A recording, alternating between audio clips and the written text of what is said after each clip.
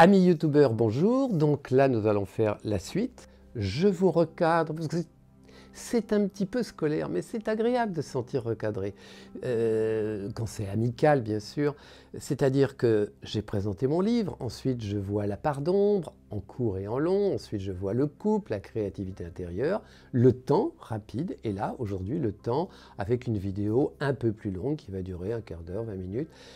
Mais vous avez toujours le repli stratégique d'aller voir la courte pour comprendre où on en est. Voilà. Alors, ce qui est important, c'est que vous n'hésitez pas à intervenir sur le site parce que moi, ça m'oriente en fonction des futures vidéos que j'aurai à faire. N'hésitez pas à aller sur la chaîne YouTube. Alors, le temps. Je vais reprendre un petit peu les orientations, la structuration de la première vidéo. Le temps est une illusion au niveau de sa subjectivité. C'est vrai que quand on est jeune, alors je donnais cet exemple-là quand j'avais 15 ans, mon père fumait, je voulais fumer, j'avais que 15 ans, je disais oh, « qu'est-ce que c'est long de vieillir ?» Combien de fois on a envie de vieillir? Et quand on vieillit, on devient vieux, là on se dit « oh, la vie c'est qu'un claquement de doigts ». Regardez le temps comme il est élastique. Vous avez un bon moment. Vous êtes dans un bon moment avec quelqu'un, le temps passe à une vitesse comme c'est pas possible, alors que vous allez vous emmerder à attendre un métro, à attendre la signature d'un contrat ou quoi que ce soit. Le temps est long, long, long, long, long. Donc le temps, si vous voulez, c'est vraiment quelque chose qui est élastique, qui est subjectif. Et je glisse dessus, comme je l'avais déjà proposé, il est purement illusoire. Parce que dès que je dis quelque chose, il appartient au passé. Et quand je dis quelque chose, ou que je pense à quelque chose, il est lié au futur. Et le temps concret est une illusion par rapport au temps, on va dire, de l'inconscient, puisqu'on a pu prouver, et on le prouve tous les jours, que l'on sait ce que l'on va dire et qu'on va le formuler bien avant inconsciemment. C'est-à-dire que l'inconscient propose, le conscient pense le créer, et des millions d'acides aminés, de cellules neurologiques et de neurotransmetteurs synaptiques vont faire qu'on va le verbaliser. Mais ce qu'on va verbaliser, nous on pense que c'est ce qu'on a conscientisé, il y a déjà un décalage, mais ce qu'on a conscientisé vient de quelque chose dont on n'est pas conscient, qu'on savait bien avant. Et ça on peut le faire tous les jours à l'université de Liège, partout. C'est-à-dire que l'on croit être propriétaire de nos pensées, c'est pas si évident que ça. Donc vous voyez, le temps, là encore, c'est quand même quelque chose d'assez compliqué. Alors, je glisse tout de suite pour aller plus vite sur le temps, si vous voulez, et l'illusion du temps. On s'est rendu compte, en quelque sorte, que là, je vais partir un peu posément, tranquillement, dans d'autres axes, si vous voulez. Les animaux sont très intéressants. Combien de fois vous avez un animal qui va être capable de vous empêcher de sortir ? On ne comprend pas pourquoi. Alors là, il y a toutes les expériences de Rupert Sheldrake qui sont là. C'est quand même des gens très costauds. Vous avez des tas de gens comme Bohm, on va y revenir, des gens comme Einstein, des gens comme Jung. Enfin, on n'est pas du tout dans quelque chose de sauvage et de magique. Le chien vous empêche de sortir, donc vous ne sortez pas. Et puis après, il vous laisse sortir, vous ne comprenez pas. Et puis vous prenez votre voiture et sur le moment où vous deviez passer, eh bien là, le passage à niveau sur lequel vous deviez passer, le passage à niveau ne marchait pas et le chien ne vous aurait pas retenu, vous seriez fait écraser. C'est un exemple que je construis, hein. Mais vous pouvez avoir des tas d'exemples où il y a une perception du futur de la part des animaux qui est complètement hallucinante. Ensuite, ça pose problème, si vous voulez, et on le retrouve actuellement avec des peuplades. Alors il y a les chamans, bien sûr, il y a les Inuits, qui sont plus cerveau droit que cerveau gauche. Le cerveau gauche, c'est tout ce qui nous amène à être concret, carré, ce qui nous amène à être dans la réalité, les banquiers, les politiques, à utiliser le passé pour le futur. Et on se rend compte que si vous voulez, quand on fonctionne en cerveau droit, on peut télescoper le temps et être à même à avoir des informations, à percevoir des informations qui peuvent être liées au futur, les animaux, les chamans. Donc, si vous voulez, c'était une petite glissade, si vous voulez, pour vous faire comprendre que le futur existe.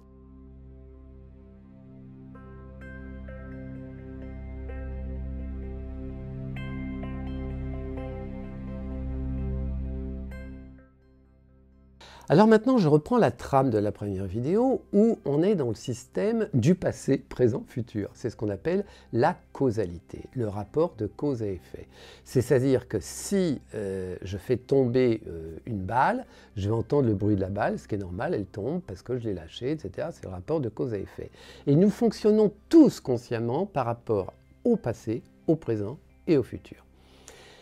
Et on se rend compte au fur et à mesure que c'est très restrictif. Alors, je vais vous donner des petits exemples pour vous faire comprendre à quel point c'est restrictif. Il y a la mécanique quantique qui arrive actuellement, les membranes, la théorie des membranes, du multivers, toutes ces techniques et ces théories qui étaient mystérieuses à une époque et qui sont tout à fait dans la réalité maintenant et dont on se sert, mécanique des fluides, les ordinateurs quantiques qui ne sont pas en oui, non, mais oui et non en même temps. Donc si vous voulez, ils vont beaucoup plus vite, ils sont beaucoup plus puissants.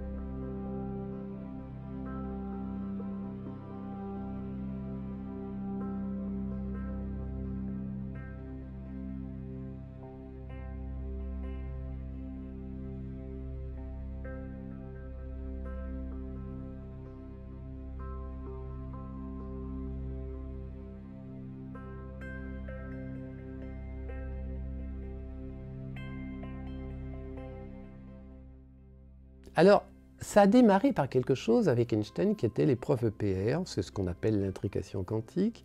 C'est-à-dire que, au niveau quantique, ce qu'il faut que vous sachiez, qui est basique, c'est qu'il y a une dualité entre l'onde et la particule. Vous regardez à un endroit particulier, une onde arrive, une onde se transforme en particule, donc la particule existe par rapport au fait que l'onde observe. Ce qui veut dire que la réalité est liée à l'observateur. Et ça, c'est quelque chose de très compliqué. C'est pour ça que l'on dit, en mécanique quantique, qu'une particule n'est pas là, mais on dit qu'elle a la probabilité d'être là, parce que c'est en fonction du regard qu'on va poser dessus, qu'on va la créer, qu'elle va avoir, bien entendu, une localisation. Donc c'est plus une probabilité. Donc la réalité est onde et matérielle. Donc si vous voulez, ça c'est prouvé au niveau microscopique et ça ne marchait pas au niveau macroscopique parce qu'on était soumis à la mécanique newtonienne. Et on s'est rendu compte que l'homme était peut-être quantique. Alors là c'est compliqué, on va descendre dans des trucs pas possibles. Mais quand on prend l'expérience EPR, parce que Einstein ne croyait pas tellement à la mécanique quantique, à cette époque-là il y avait Bohm, il y avait toute la clique, bien entendu Heisenberg, Schrödinger. Et qu'est-ce qu'ils ont fait? Ils ont coupé une particule en deux, je vous fais grâce des détails, donc il y avait deux particules qui allaient plus vite que la vitesse de la lumière en se séparant, et ils se sont rendus compte que lorsqu'ils faisaient des modifications sur l'une, instantanément l'autre réagissait. C'est ce qu'on appelle l'intrication quantique. Mais ça réagissait en dehors du temps, d'une manière instantanée. C'est-à-dire qu'il y avait comme une information qui était dans l'air, qui faisait que l'une et l'autre étaient en synergie totale. Et ça, c'est quelque chose qui est quand même très troublant et qui revient avec les Asiatiques. Les Asiatiques disent qu'on n'est pas dans du vide, ils disent que c'est un tissu gravitationnel informatique, non pas informatique, qui va avoir des quantités d'informations plutôt. Et dans ces vides, en quelque sorte, qui est extérieur, la notion de temps disparaît. C'est totalement hallucinant, c'est supraliminaire, c'est assez troublant. Et là, ça nous renvoie à des tas d'expériences. Comment, par exemple, les gens en dehors du temps sont soumis à des valeurs inconscientes, bien sûr, sans en avoir conscience. D'où les dialogues de Bohm. Les dialogues de Bohm, qui étaient quand même prix Nobel, ils faisaient des groupes qui se parlaient d'une manière courtoise, ça se faisait aux États-Unis, Et instantanément, au même moment, sans que les gens en aient conscience, les taux de délinquance et criminalité s'atténuaient. C'était comme un tissu informatif d'ordre affectif par rapport à la courtoisie qui avait une interférence quel que soit le temps. Je pourrais vous faire des tas de démonstrations, ce qui veut dire qu'on est soumis à des valeurs intemporelles, les archétypes par exemple, ce qu'on appelle les archétypes, c'est des données de ce vide informatif.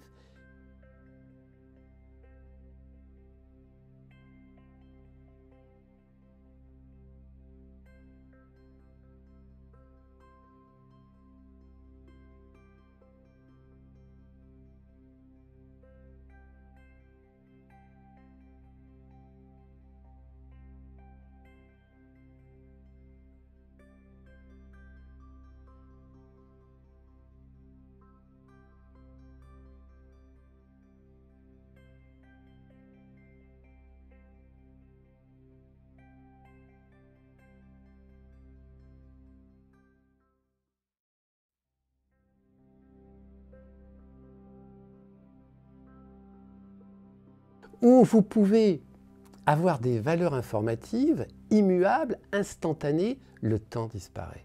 Ce qui veut dire que la mécanique quantique, avec l'intrication quantique, avec les valeurs informationnelles du vide, nous renvoie à quelque chose qui est passionnant. On vit dans un monde, si vous voulez, où la notion du temps est caduque. Philippe Guillemot émet l'hypothèse d'annuler le temps dans certaines équations quantiques pour aller dans les théories de la membrane, des multivers. Ça marche. Le temps, c'est quelque chose de bizarre. Alors maintenant, si on va à l'intérieur de nous, ce qui est fantastique, c'est qu'on a un conscient et un inconscient.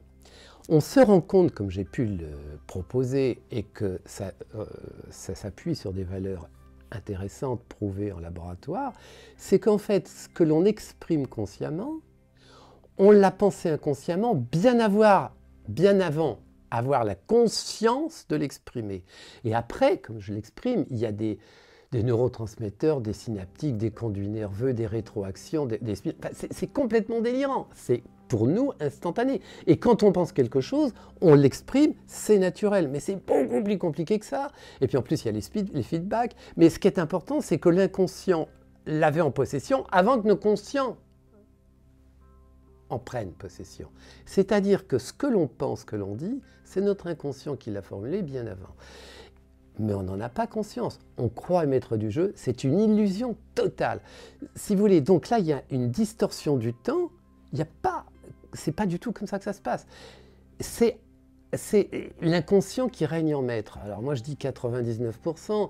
Par exemple, actuellement au niveau des pathologies, qu'on le veuille ou qu'on ne le veuille pas, les pathologies sont liées au psy d'une manière phénoménale. Alors il y a tous les bouquins NOMO, MAUX, qui sont liés, NOMO, MOTS, enfin vous voyez, j'ai mal au cœur donc je m'aime pas, enfin toutes ces choses-là qui sont une banalisation, mais c'est pas si banal que ça en fait, il y a une réalité. Alors pour en revenir au niveau du temps, on a un inconscient. Et on a un inconscient qu'on arrive à visualiser, si vous voulez, avec des PET scans, avec des IRM, enfin des thermoscans, etc. Mais ce qui est intéressant, c'est que cet inconscient, il est en dehors du temps. C'est comme si on avait un inconscient en dehors du temps, et là, on le voit par les rêves, les synchronicités. Qu'est-ce que c'est qu'une synchronicité? C'est une association sémantique qui n'est pas en rapport avec la causalité, entre un mécanisme extérieur et un mécanisme intérieur. Je vous donne un exemple, celui de Carl Gustav Jung, c'est celui le plus parlant. Hein. Il était en consultation, et il y a une de ses clientes qui arrive et qui dit « j'ai rêvé un scarabée ». Et au moment où sa patiente lui dit « j'ai rêvé un scarabée », lui il est à la fenêtre et il y a un scarabée qui tombe. Donc, vous voyez, deuxième exemple, j'ai une chanson dans la tête, c'est ce que je mets dans mes livres, The Sound of the Silence de Simon et Garfunkel, et je l'ai dans la tête depuis le matin. À 10 h arrive la factrice, qui me livre un colis d'Amazon, pour ne pas le citer. Je ne comprends pas bien, j'ai rien commandé. À ce moment-là, j'ouvre, et c'est The Sound of the Silence de Simon et Garfunkel. Mais la factrice s'était trompée, c'était pour mon voisin. Vous voyez ces trucs-là. Je rêve à quelque chose, je le chante, je le vois, ça arrive, des hasards, des coïncidences. Là, il y a quelque chose qui n'est pas de l'ordre de la causalité, qui est de l'ordre du mystère, mais qui a un sens. Alors, allez trouver un sens à quelque chose qui n'est pas dans l'ordre de la causalité. C'est très difficile. Je dis que je vais faire quelque chose, je le fais ou je le loupe, je vais trouver des bonnes raisons, c'est le sens. Mais là, ces synchronicités, ces coïncidences, ces hasards ont aussi un sens, mais qui n'est pas basé sur la causalité, on dit la sémantique. Et là, la flèche du temps est totalement inversée. Et la mécanique quantique, avec l'intrication quantique, se substitue au temps. Et on se rend compte que les animaux et certaines personnes très cerveau droit, donc pas trop structurées, se substituent également au temps par rapport aux animaux qui sont capables d'avoir des dons, en quelque sorte, d'anticipation du temps.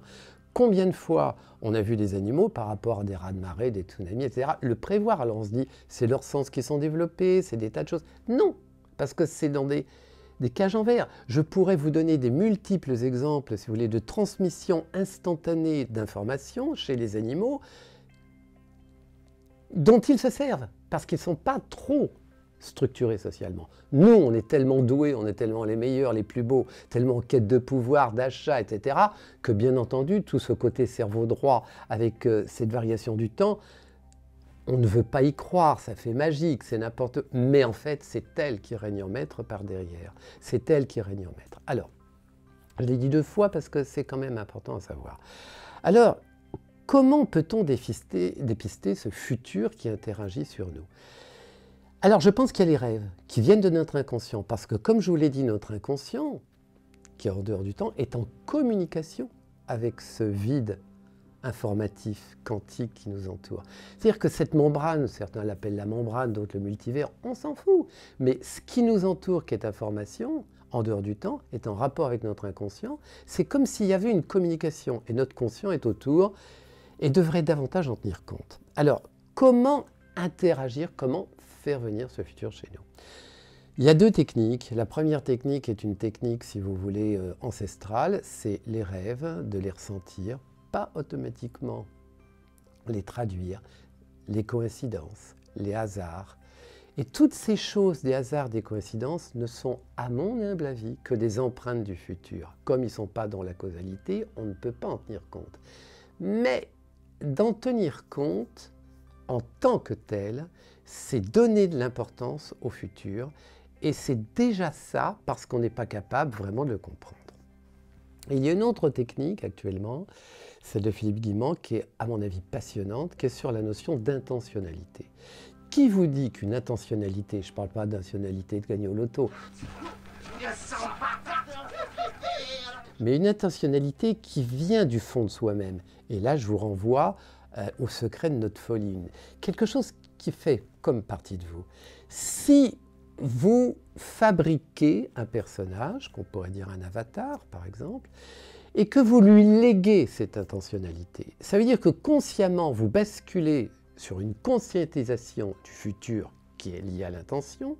Si votre intentionnalité, par exemple, est d'être un peintre, vous le ressentez au fond de vous-même, vous créez de toute pièce un avatar, un peintre, et vous lui léguez votre intentionnalité. Et après, vous ne vous en occupez plus. Ce qui veut dire que consciemment, vous léguez une intentionnalité du futur à un avatar, et vous lui permettez à ce futur d'exister. Et après, vous menez votre vie. Et vous allez essayer d'être attentif aux coïncidences et aux synchronicités. Et ce qui est affolant, c'est que ça marche. À partir du moment où on est capable de rencontrer une partie de soi-même, de la léguer à un avatar, de la laisser faire en étant dans une certaine notion de foi, on se rend compte qu'on crée des coïncidences et des synchronicités, on va dire au-dessus de la moyenne. C'est con, mais comprenez. Et à ce moment-là, on est dans un monde qui bascule, qui est l'accrochage quantique en dehors du temps d'un monde informatif qui nous entoure, ce qu'on appelle la membrane, et d'un inconscient, qui, par le biais des rêves, des hasards, nous fait nous orienter vers un futur. Le futur, je suis obligé de le nommer comme ça, il existe. Mais quelque part, il y a différentes méthodes d'y arriver. Et ce qui est important, ce n'est pas forcément d'arriver au futur. Rappelez-vous le proverbe manouche, ce qui est important, ce n'est pas le bout de chemin, c'est le chemin. Mais c'est de trouver les futurs les plus cohérents par rapport à notre destinée, en quelque sorte. Et là, quand on est dans une vie intégrée, où on travaille, où on bosse, où on ramène de l'argent, où on aime, Parce que les 4 valeurs fondamentales, c'est la santé, c'est la valeur bien entendu affective, sociale et la créativité de soi-même, la 4e. Et là, dans cette créativité de soi-même, d'essayer de comprendre que le futur, le passé est une illusion, que quelque part le futur nous interfère sur notre vie comme le passé, ça veut dire en quelque sorte d'en prendre conscience, de déposer un avatar, de voir les avantages de ces valeurs sémantiques du futur, etc., font que automatiquement, on a beaucoup moins de rapports de dépendance avec le monde extérieur, on est beaucoup plus libre, on est beaucoup plus détendu, on a moins de choses à prouver puisqu'on rencontre une partie de soi-même. Donc, il faut avoir beaucoup d'humilité par rapport à la vie et comprendre que tous ces gens qui vont être trop en cerveau gauche sur le pouvoir, sur l'argent, sur la réussite, sont des gens qui oublient leur âme en quelque sorte et qui vont que dans un sens, mais souvent ça les rattrape. Un accident, un problème, le hasard. Et on en arrive à cette notion qui est liée à la temporalité et le hasard. Est-ce que le hasard n'est pas l'empreinte du futur? Est-ce que les coïncidences ne sont pas les empreintes du futur, comme les synchronicités? Et je pense qu'actuellement, c'est vrai que le futur a autant d'importance que le passé et qu'avec humilité, on doit se rendre compte qu'on est maître du jeu, mais qu'en partie, et qu'il faut être maître du jeu d'une manière plus fine, c'est-à-dire être très attentif à nos rêves, nos hasards, nos coïncidences en dehors du temps. Leur donner un sens, c'est difficile, d'en tenir compte, c'est important. Et plus vous en tenez compte, ou plus, comme le proposent certains, vous déposez une intentionnalité qui serait que l'empreinte du futur a un avatar qui provoque des coïncidences, plus vous allez trouver un nouveau futur qui vous emmènera vers ce que vous êtes, mais dans un nouveau futur qui est plus en cohérence avec le vôtre.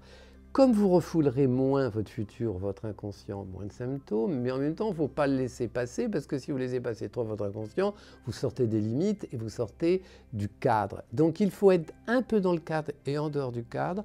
Et ce qui était important aujourd'hui, c'est de vous donner des bases scientifiques, Bohm, Schrödinger, Heisenberg pour la mécanique quantique, la relativité du temps avec Einstein, Jung et Nietzsche et tous ces grands philosophes qui disent que le futur interagit au temps, ces coïncidences que vous voyez, ces choses troublantes que vous faites aller, que vous accompagnez vers le magique, mais qui ne sont pas dans le magique. Tout ce qui se passe à Liège, ce qui se passe à Guimand, qui font que quelque part on est à la croisement des chemins par rapport à un temps, et je reprends le début, qui est élastique, qui est une illusion. Donc avec humilité, soyez attentifs à votre inconscient, au hasard, aux coïncidences, tenez-en compte. Rien que le fait d'en tenir compte vous orientera vers un futur plus juste. Donc j'ai été obligé d'être succinct parce que je ne peux pas descendre dans la mécanique quantique, je ne peux pas descendre dans l'intrication quantique avec les variations membranaires qui quelque part annulent l'effet du multivers par rapport à des intrications de rétroprojection. Ça c'est de la technique. Ce qui est important c'est de vous donner ce sens et vous verrez que quand on va avancer après le temps sur les animaux qui reprennent toutes ces notions-là. Quand on va voir l'individuation qui reprend l'ombre, le couple, etc., vous allez avoir une visualisation qui vous permet d'avoir un acquis personnel où vous aimerez la vie, mais vous aimerez peut-être davantage. Voilà, je vous remercie. J'espère que je n'ai pas été trop technique. Et puis, je vous dis à bientôt, où on va passer sur les animaux et où les animaux vont être un petit peu la concrétisation de tous ces concepts au niveau du temps dont on a pu parler aujourd'hui. N'hésitez pas à transmettre, à utiliser, à faire les choses. Alors, utiliser les choses pour vous et transmettre, c'est abonner, transmettre à vos amis, des toutes choses que vous connaissez sur un plan technique. Voilà, au revoir.